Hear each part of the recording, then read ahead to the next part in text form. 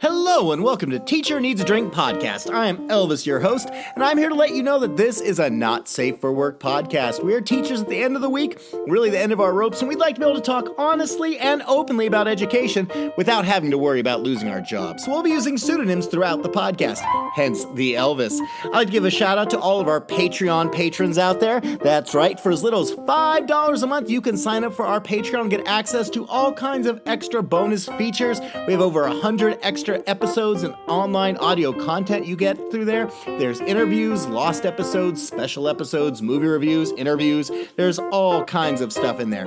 So you should sign up and do it now. I'd also like to give a big I need to thank all my patrons because that's what I do. You also get your name read, like this: Eccentric ESOL Lady, Terry J, Justin M, Tracy B, Miss Wonderstats, Quentin P, Ekebex, Mistress Mischief, Natasha S, Miss Anthropy, Princess Buttercup, Dragon Lady, Kel C, Helena C, Aaron B, Stephanie S, Texas Teacher Kristen, Miss Sunshine, James and Allie J, Jody D, Samantha D, Lisa S, Lisa C, Rachel, Gingini, Exhausted Band Director, Kimberly K, Jessica A, Swiffle Ev Owners, Amanda F, Ariana L, Physics Runner, Steph, Michael M, William P, Aldrich T, La Scorpianita, Britt M, Teresa H, Biker Teach, Marsha M, Christina B, Kristen B, Jason F, Abby B, Sarah B, Regina N, Josie S, Sam B, Mary E, Jamie B, Kristen W, Vanessa J, Mary C, RJR, Kristen C, Johanna H, Irma A, Nimi, and Sarah N. Woo-wee, that was a lot. All right, my friends, now I want to talk about our sponsor, Lud Lamb Dramatics. If you are a theater teacher, or you know one in your building, or you're one of those people who's being forced to do a play and you really didn't sign up for it, you need to go to ludlambdramatics.com. They have so many amazing resources for the educational theater teacher. They have posters, they have all kinds of motivational items. They are incredible. You should go check them out and do it now. All right, my friends, my spring break personally is next week. I think it's the second week in March, third week in March? I don't know. Some of us districts around here are on spring break already. I can't tell you. I'm ready, because right now 2023 has been kicking my ass, and I really need a break. And I bet you guys do too, so enjoy this episode. I love you, I kiss you, and I hope you like the episode. It's me, it's Elvis. I don't know what I was doing. Cheers. Balls, balls, balls, balls, balls, balls, balls. Balls, balls, balls, balls, balls, balls, balls, balls, balls. Got my lighter in the air. Woo. Well done. Well, good job, buddy. Welcome to Teacher Needs a Drink podcast. I am Elvis, your host, and today I am joined by the inevitable Count Chocolate. Greetings. I am happy to be here amongst my loved ones. What's up, all? Mm-hmm.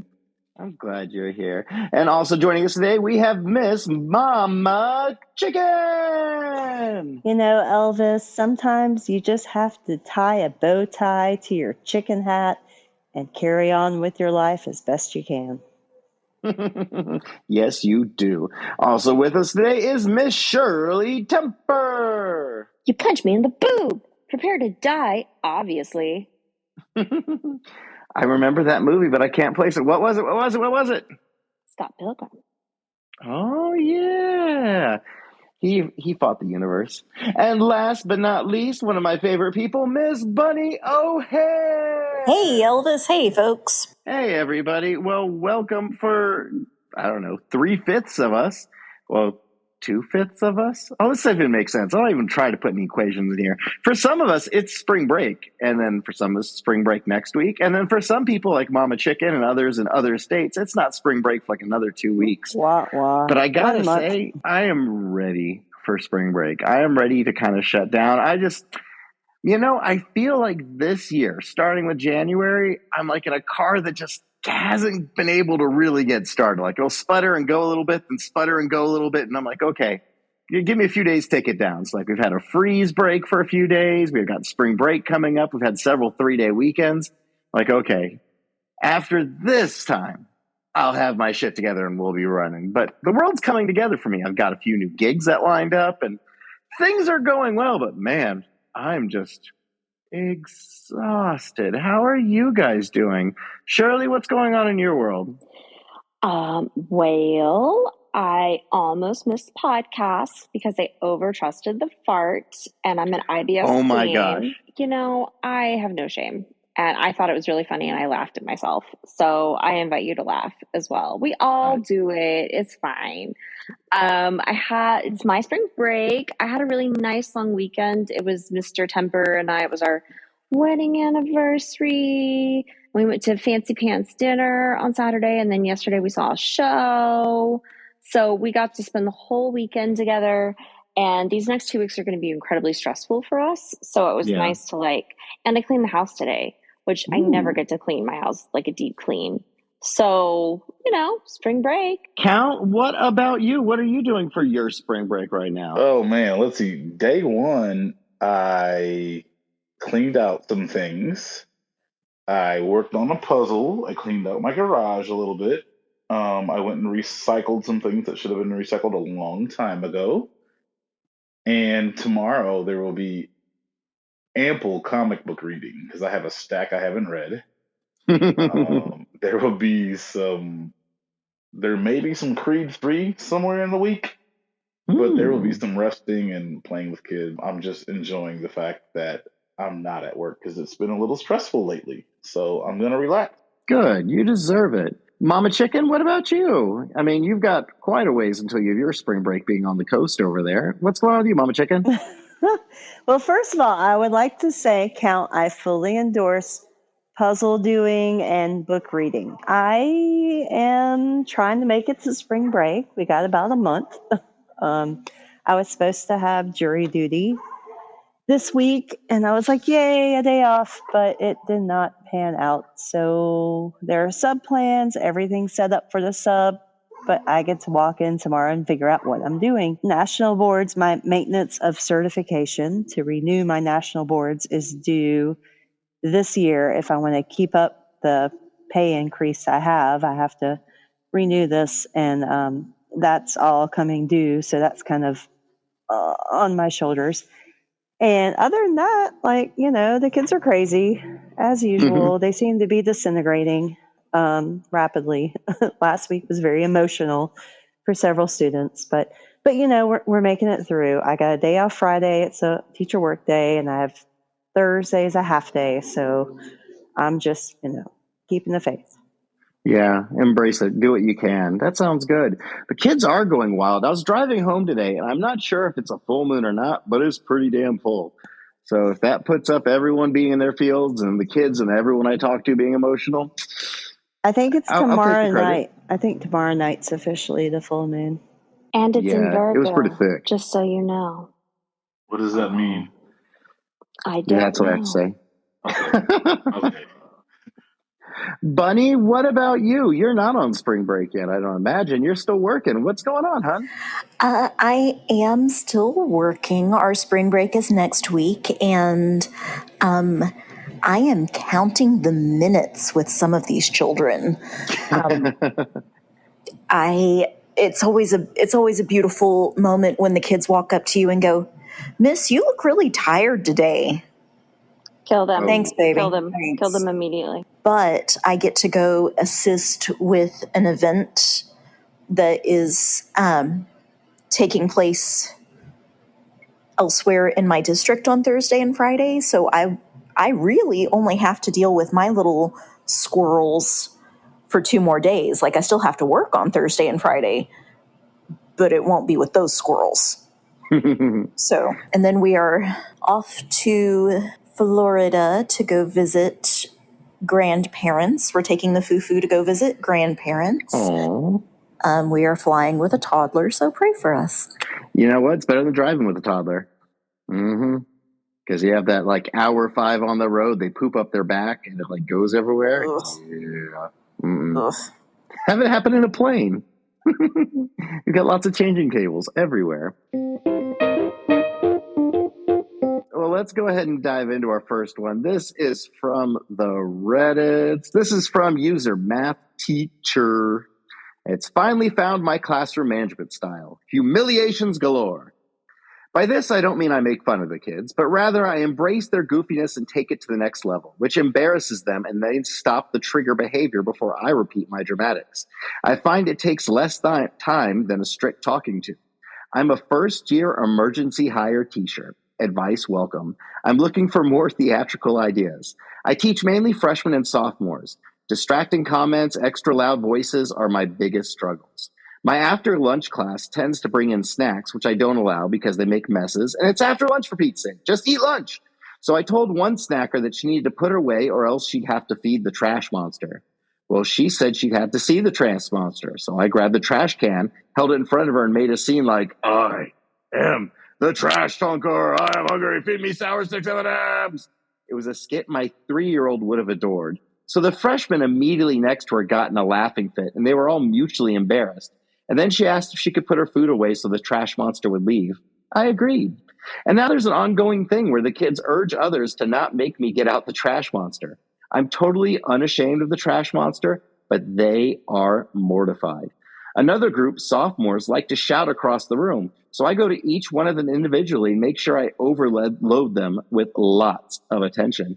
I hear you shouting across the room and I came to see what's up. Do you need help? Oh, look at this answer. You're doing so well. Is your group working out? The way you were yelling in the room, I thought you must be needing some extra attention. I am lots of attention. But then they're asking me to leave, so I do. Another kid just went straight up and started ignoring me and went back to work, which, hey, that's great. Some of the other teachers have started to ask, do you need attention to great success? They only have to say those words to set off whatever mental trauma I've inflicted on the kids. Another odd thing is how I use words. I've noticed that they say sus instead of suspicious, so I occasionally throw out that seems really suspicious, and that embarrasses them too. I don't get why, but it'll usually stop the wayward conversation better than a straightforward redirect will. I'll also take the phrase they're being annoying with and sing a little impromptu ditty with it, with a tune of some kind of Cocomelon song, which I don't understand this, which again embarrasses them. I'm serious. I've tried just about everything I possibly can to control the behavior, but without solid administrative support, nothing sticks. Sending a kid to the principal is just nothing to them. It's incredible. Write-ups take 2 weeks to go nowhere. The teachers who have been teaching 10 years say our current sophomores are a real struggle. I'm also 5'1", and the people describe me as cute and friendly, so I'm hardly intimidating even my worst mood. I've learned I can't get angry because they'll just laugh at me the madder I get. It's like an angry Ewok. You're so cute. So anyway, is this management style a thing that other teachers do, and from whom can I learn and perfect my art? So, my friends, theater people, all of you, what's your take on this, Shirley? Your height has nothing to do with it, first of all. I am 5'1". I'm frequently angry and scary, and my height does not matter. I love this. I'm a lot more sarcastic with it, but it's pretty similar to how I do it. If I've got a student, and I teach high school, who yells something out, I look at them and I was like, wow, so valid and important. I love that journey for you. Because then they feel dumb and they shut up. I love this. I think this is great. I also like to do an ironic dab. That's what I call it. I'll dab and I'll go ironic dab. Just like that. I go ironic dab and they hate it. It's fabulous. Keep embarrassing them. It works. This is genius. Oh, I agree with Shirley. I think he's probably connecting with his kids more than what he knows. Sounds like I'm sorry. I don't know if it was he or she. I assumed it was female, but there's really nothing in there gender specific other than me reading it. But you go. Oh, let's go. But I assume she's connecting with kids. I assume that she sounds pretty funny. To also piggyback on the is it because she's 5'1"? I don't know. I'm 6'6", so I don't think I've had good years of classroom control and did a great job of managing kids. And I had some other years that were a little sus. So just it takes time, and I'm glad that there's others that say that this is a particularly challenging group of sophomores. Every now and then you get a whole class that just comes in and it's like they have no home training. Anything to get you through the day, really. Mama Chicken? oh man. With middle schoolers, if you can make them laugh and also get a point across, score. It's, gosh, I was reading that going like, man, first year teacher, you figured this out right on. That's amazing. I'm all for kind of bringing some humor into some discipline. It just makes everybody happier. Then you're just not the short, angry lady. I have been known to grab a chair and loudly proclaim that, oh, so-and-so needs my attention. I'm going to sit next to so-and-so and we're going to work together. And then they're like cringing and dying inside and everyone else is laughing. And it's amazing. Bunny, what about you, being someone of tall stature? I was going to say, at my towering height of 5'3", I really can't relate to Dawn for being short or anything. I am like giving a bow of honor to this first year teacher, because that is fantastic. I think it kind of goes back to, we mentioned this in one of the early episodes about like using their slang words in completely the wrong way. Yes. Like, yeah, it's the close cousin of that. If you can make them cringe hard enough, sometimes it can be effective. Now, sometimes you get the kids that are like straight up Regina George and they will just carry on what they're doing and make fun of you instead, which I've got a couple of those right now. But for most of them, if you can see the humor in it and just kind of roll with it and embrace, like I tell them all the time, like embrace the cheese, just love the cheese, embrace the cheese. Life is more fun that way. But yeah, if you can make them cringe into compliance, I'm not mad about it. That's lawful evil. Yeah. And I'm here for it. If you're willing to get down to that level, see, a lot of people won't. But sometimes you hit those I don't give a fuck and you're just in survival mode. And I imagine being a first year teacher who is emergency certified halfway through the year, she's got a lot of that survival mode, or he, and they're rocking it. Mama Chicken? Oh, I was going to say that's why this person is amazing. Mm-hmm. And also, my students don't get all cringy. They just feel it's like their job to inform me what the current trends are. So I act like some sort of nerdy scientist. So this is from the Reddits. This is mom guilt and teacher guilt. I need a reality check, a kick in the bum, whatever. Here's the situation. My kids each have school events, spring concert and bring a grown-up to school the next 2 Friday afternoons. I teach elementary art and I see my students 2 times a week. The district schedules all PD and work days are on Fridays. My Friday kiddos get majority shafted. We don't have subs. Tell me it's okay to miss 2 weeks in a row to attend these 2 events for my kids. I have not made it to a single school event all year because I have so much guilt for missing work. My love. Go see your kids. There's really no question to this one. None. Yeah, the school has lots of teachers. All those students at the school will have lots of teachers throughout their lives. Your kids will only have you as a mom or father. Darn right. So, as a mom, it's mom guilt. So, if you have to choose who you want to disappoint there, the students, 100%. Exactly. Your kids they'll bounce are back. your kids. Yeah, students bounce back. It's fine. Go see your baby. Mm-hmm. I am also on team go see your kids. Your kids shouldn't have to suffer not having mom there because your school district is stupid with scheduling and shafts the same group of kids all the time. Like, your own children should not have to pay the price because your school district craps on your students by always having the same group of kids missing stuff. So I can feel you on the guilt. I get where you're coming from, but your students will not remember that you weren't there for one more day of art class. Your kids, your actual children might take that a little bit more to heart. So 100%. Count, what about you? I 100% am on board with being with your own kids. I tell students this all the time that, hey, some days I'm here 8 hours, some days I'm here 10 hours. I give all that I can. and I then go home and I don't feel bad about it. And if something fits in the calendar, in the schedule, I am willing to come and support and cheer or watch or observe or listen to whatever it is you guys are doing, performing, executing, playing.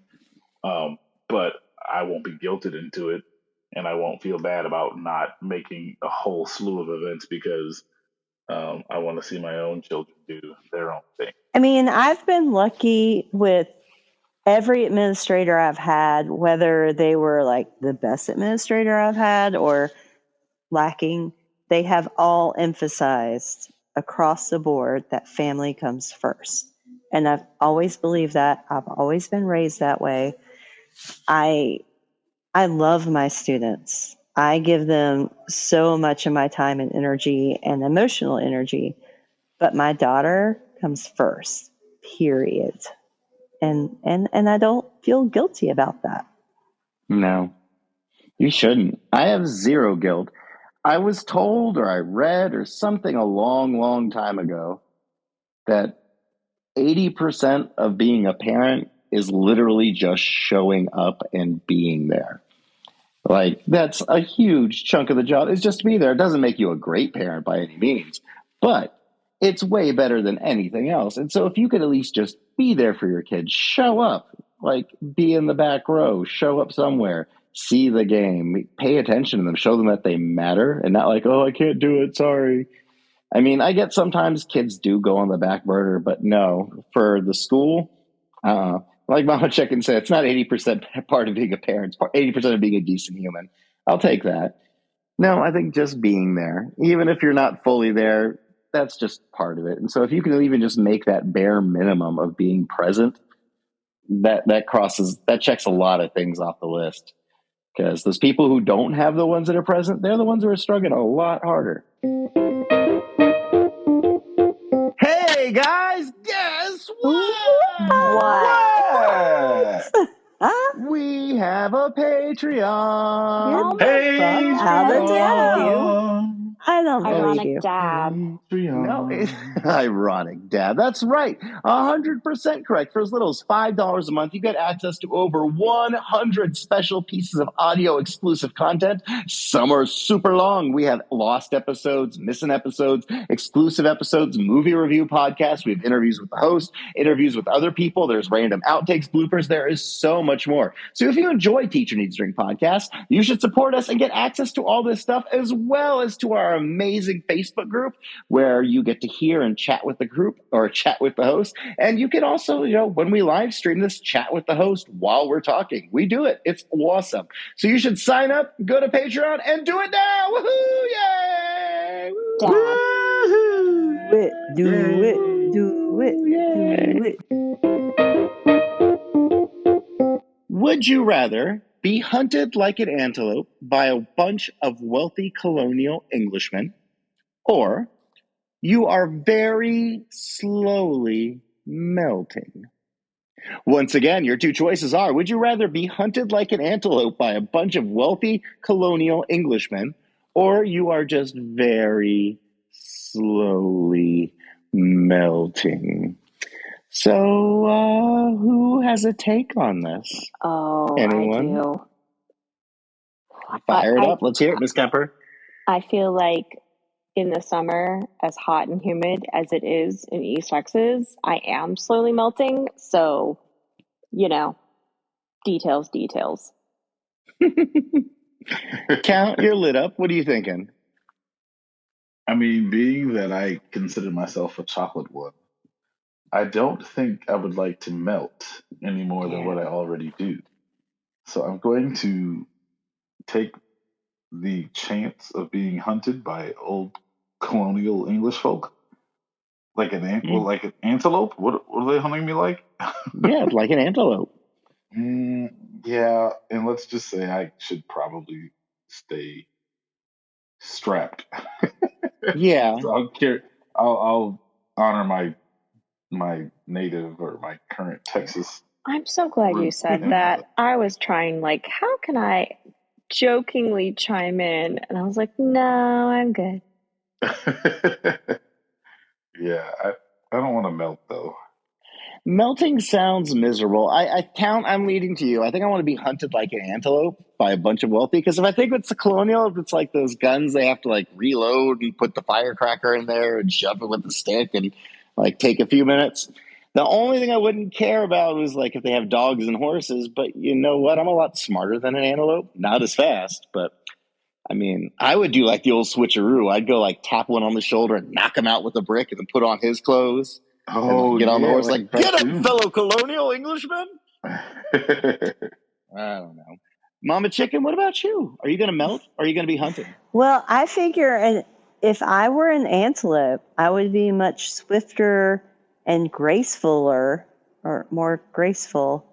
Gracefuler? Graceful. More graceful than my current fat ass would be. So I'm going to go for antelope. Like, I figure I could be pretty freaking fast. I'd be a tiny antelope. I'm going quickly. Tiny little antelope. And I don't know. I threw the size differential thing in there. No, I was really going with the whole theory of what is a more longer lasting torture. And I think slowly melting would take more of my time than just the quick, like, 1 day thing. So yeah, there. Antelope. Bunny, what about you? In an existential sense, aren't we all already sort of melting slowly? Exactly. Exactly. We begin to die the day that we are born. Oh my God. A slow march to the grave. Also, after you die, your body sort of like liquefies anyway, so I'm just going to go with that. I just feel like if I'm melting, I'm dying. If I'm being hunted, there's a chance I'm still alive at the end. I think that's my main thing. But that's just me. All right. Well, friends, thanks for joining us for another episode of Teacher Needs a Drink podcast. I'd like to thank all my hosts who were here today. A big thank you to Miss Shirley Temper. She punched the highlights right out of her hair. And also a big thank you to Miss Mama Chicken. Shake and bake, and I help. And a great big thank you to Sir Count Chocolate for all of his additions today. Yay! Melt in your mouth and not in your hands. Chocolate. There you go.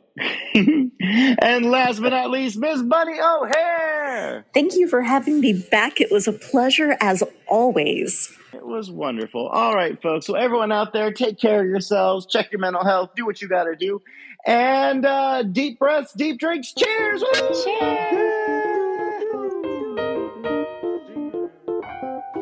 All right, friends, thanks for joining us for another episode of Teacher Needs a Drink podcast. If you have something you'd like to share with us, or you'd like to hear from us, or you'd like your opinions on something, go ahead and hit us up through the contact page of our website, teacherneedsadrinkpodcast.com. You'll have the choice of either writing something out, or, even just recording your voice, which we can play on the episode. I'd give a big thanks to all my hosts today, as well as our sponsor at Ludlam Dramatics. If you are a theater teacher or are being forced to do theater, go to ludlamdramatics.com. Also, join our Patreon. Sign up. It's as little as $5 a month. You get access to so much more. All right, everyone out there, please take care of yourselves. It's springtime. Cheers.